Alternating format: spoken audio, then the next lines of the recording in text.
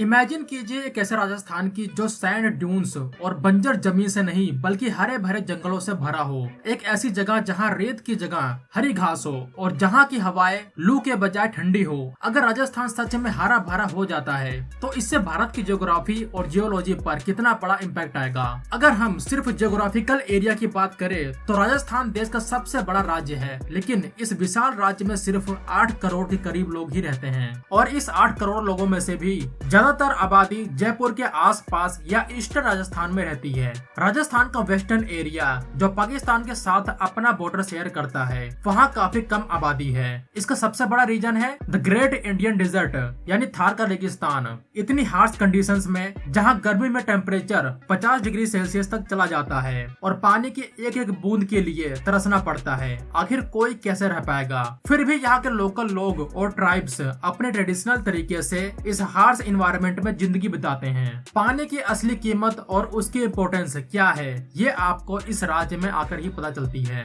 लेकिन जरा सोचिए, क्या हो अगर इस पूरे राज्य को एक हरा भरा स्टेट बना दिया जाए। अगर ऐसा होता है तो ये सिर्फ राजस्थान ही नहीं बल्कि पूरे नॉर्थ इंडिया के क्लाइमेट को पूरी तरह से चेंज कर सकता है। यानी कि बारिश के पैटर्न बदल जाएंगे, जमीन की उपजाऊ क्षमता बढ़ जाएगी। लेकिन यहाँ सबसे बड़ा सवाल ये उठता है कि क्या ये एक्चुअली में पॉसिबल है?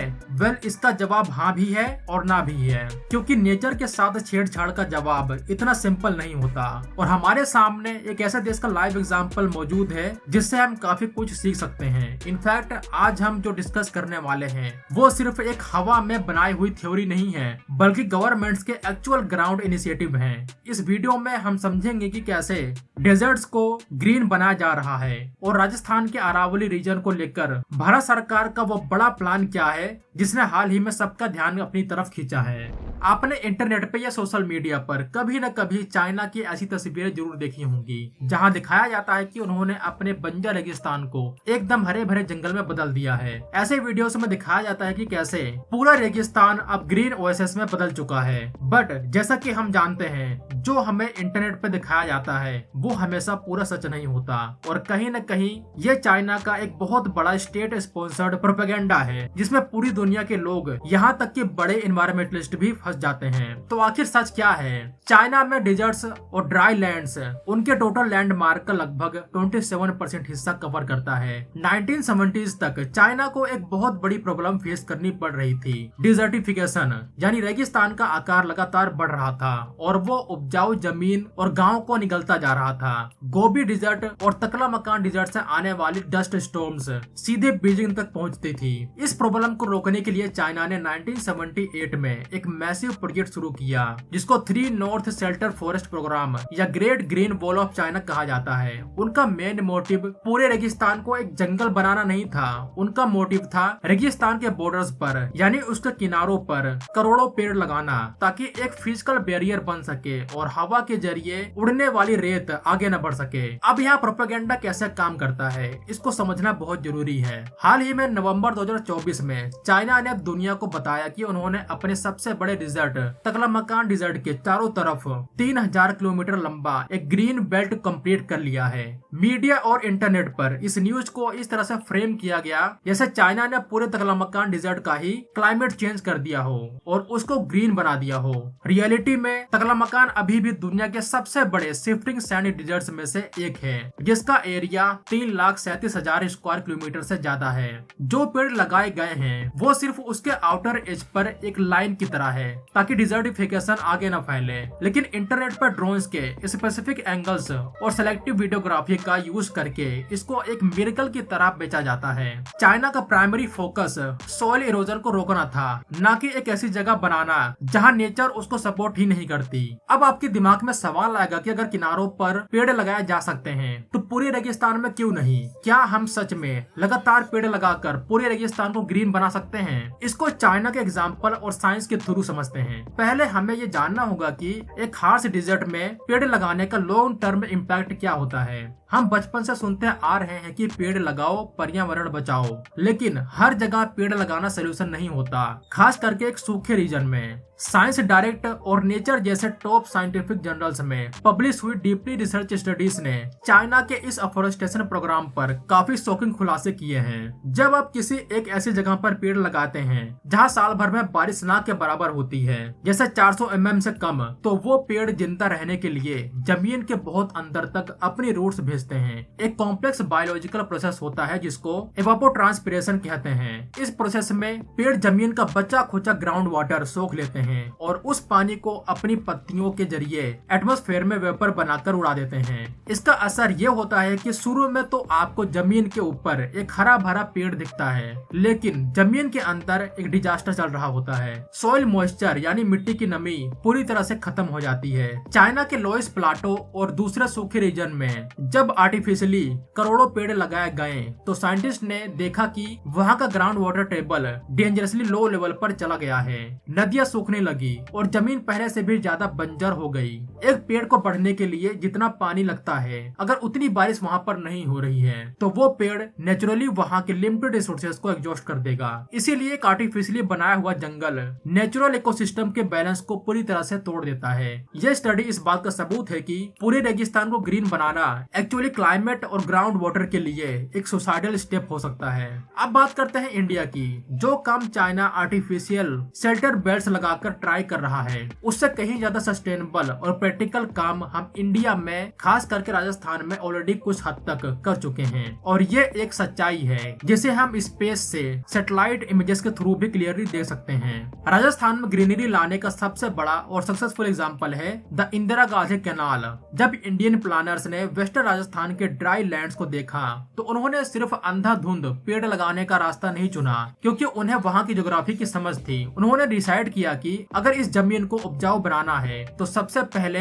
यहाँ हिमालयन रिवर्स का पानी लाना होगा। 650 किलोमीटर से भी ज्यादा लंबी ये कनाल पंजाब के हरिके बराज से शुरू होती है और सतलुज और ब्यास नदियों का पानी सीधा राजस्थान के डीप डिजर्ट्स श्री गंगानगर, बीकानेर और जैसलमेर जैसे डिस्ट्रिक्ट तक लेकर आती है। इस एक प्रोजेक्ट ने राजस्थान के एक मेजर हिस्से की तस्वीर बदल दी। आज गंगानगर और हनुमानगढ़ जैसे एरियाज फूड बास्केट बन चुके हैं। कैनाल के पानी ने आस पास के इलाकों की जमीन में मॉइस्चर ला दिया। जब मिट्टी में नमी आई तो वहाँ खेती शुरू हुई और कैनाल के किनारे नेचुरली सूटेड ट्रीज और प्लांटेशन लगाए गए। यह ग्रीनरी सस्टेनेबल है क्योंकि इसके पीछे एक कांस्टेंट वाटर सप्लाई सिस्टम काम कर रहा है। ये ग्राउंड वाटर को ड्रेन नहीं कर रहा बल्कि सरफेस वाटर प्रोवाइड कर रहा है। आज अगर आप गूगल अर्थ पर जैसलमेर या बीकानेर के नॉर्दर्न पार्ट्स को देखेंगे तो आपको गोल्डन डिजर्ट के बीच में मैसिव ग्रीन जोन्स दिखाई देंगे। यह प्रूफ है कि जहाँ वाटर अवेलेबिलिटी इंश्योर की जा सकती है, सिर्फ वहीं पर ग्रीन प्रोजेक्ट सक्सेसफुली सरवाइव कर सकते हैं। तो क्या इसका मतलब ये है कि हमें राजस्थान के बाकी डिजर्ट्स को उसके हाल पर छोड़ देना चाहिए? नहीं, डेजर्ट्स का एक नेचुरल कैरेक्टर होता है, बट उनका सबसे बड़ा खतरा होता है उनका फैलना यानी डिजर्टिफिकेशन। और इसको रोकने के लिए इंडियन गवर्नमेंट ने एक मास्टर प्लान बनाया है जो शायद आने वाले दशकों में भारत का सबसे बड़ा इकोलॉजिकल डिफेंस लाइन बनेगा। इस प्रोजेक्ट का नाम है the Aravalli green wall project. Aravalli range दुनिया के सबसे पुराने माउंटेन रेंज में से एक है। ये गुजरात के पोरबंदर से शुरू होकर राजस्थान और हरियाणा से होते हुए दिल्ली तक लगभग 800 किलोमीटर तक फैला हुआ है और इसको एक नेचुरल दीवार की तरह समझ सकते हैं। सैकड़ों सालों से ये अरावली की पहाड़ियाँ थार रेगिस्तान से आने वाली सूखी रेतीली हवाओं को दिल्ली, उत्तर प्रदेश और ईस्टर्न इंडिया में आने से रोकती आई है। अगर अरावली की ये दीवार न होती तो आज दिल्ली और वेस्टर्न यूपी का एक बड़ा हिस्सा रेगिस्तान बन चुका होता। लेकिन पिछले कुछ दशकों में इलीगल माइनिंग, डिफोरेस्टेशन और अर्बन एक्सपेंशन की वजह से अरावली रेंज में बड़े बड़े गैप्स बन चुके हैं। इन गैप्स के थ्रू अब रेगिस्तान की रेत आगे बढ़ रही है। आपने एनसीआर में गर्मियों में आने वाली भयंकर धूल भरी आंधी के बारे में सुना होगा। यह उसी डिजर्टिफिकेशन का नतीजा है। इस संकट को रोकने के लिए सरकार ने अरावली रेंज के दोनों तरफ एक 5 किलोमीटर चौड़ा, एक 1400 किलोमीटर लंबा ग्रीन बफर जोन बनाने का इनिशिएटिव किया है। हाल ही में सरकार ने अरावली डिस्ट्रिक्ट में सॉइल डेवलपमेंट, इकोलॉजी रेस्टोरेशन और नेटिव प्लांटेशन का काम एग्रेसिवली शुरू कर दिया है। इस प्रोजेक्ट में ध्यान रखा जा रहा है कि वहाँ कोई एक्सोटिक या बाहर से लाए गए पौधे न लगाए जाए जो ज्यादा पानी पीते हैं, बल्कि वहाँ के लोकल ड्राउट रेजिस्टेंस पेड़ और घास लगाई जा रही है। इस इकोसिस्टम रेस्टोरेशन के फायदे अनइमेजिनेबल है। एक ग्रीन और रिस्टोर्ड अरावली सबसे पहले तो थार डिजर्ट को आगे बढ़ने से रोकेगी। दूसरा, ये दिल्ली एनसीआर और नॉर्थ इंडिया के माइक्रो क्लाइमेट को ठंडा करेगी और एयर पोल्यूशन को ड्रेस्टिकली कम कर देगी। जब एक डेंस ग्रीन बैरियर मौजूद होगा तो वहां से हवा फिल्टर होकर जाएगी। इसके अलावा ये माउंटेन्स मानसून विंड्स को ब्लॉक करके ग्राउंड वाटर रिचार्ज में बहुत बड़ा रोल प्ले करेंगे। At the end of the day nature अपने आप में एक परफेक्ट इंजीनियर है। थार डेजर्ट को पूरी तरह से खत्म करके एक जंगल में बदलना ना ही टेक्निकली फिजिबल है और ना ही इकोलॉजिकल वाइज। ऐसा करने से हम अपने ग्राउंड वाटर रिजर्व्स को पूरी तरह से बर्बाद कर देंगे, जैसा चाइना के एग्जाम्पल ने हमें सिखाया है। रियल विक्ट्री इसमें नहीं है कि हम नेचर के अगेंस्ट लड़े, बल्कि इसमें है कि हम उसके रूल्स को समझे। इंदिरा गांधी कैनाल ने हमें सिखाया है कि पानी लाकर हम लिमिटेड रिसोर्सेज एरिया को फ्लोरिश कर सकते हैं, और अब अरावली ग्रीन वॉल प्रोजेक्ट हमें सिखा रहा है कि हमें अपने नेचुरल डिफेंस सिस्टम को कैसे रिबिल्ड करना है। राजस्थान का सैंड वाला कैरेक्टर उसका श्राप नहीं है, बल्कि वहाँ की एक यूनिक इकोसिस्टम आइडेंटिटी है। हमारा गोल उस रेगिस्तान को पूरी तरह से खत्म करना नहीं होना चाहिए, बल्कि उसको आगे बढ़ने से रोकना और अपने बाकी क्लाइमेट जोन्स को सेफ रखना होना चाहिए। और अगर अरावली का ये विजन सक्सेसफुली ग्राउंड पर उतर जाता है तो आने वाले समय में यह डेफिनेटली भारत के क्लाइमेट फ्यूचर का सबसे बड़ा टर्निंग पॉइंट साबित होगा। तो होप कि आपको ये वीडियो इन्फॉर्मेटिव लगी हो। तो मिलते हैं अगले वीडियो में, तब तक के लिए जय हिंद दोस्तों।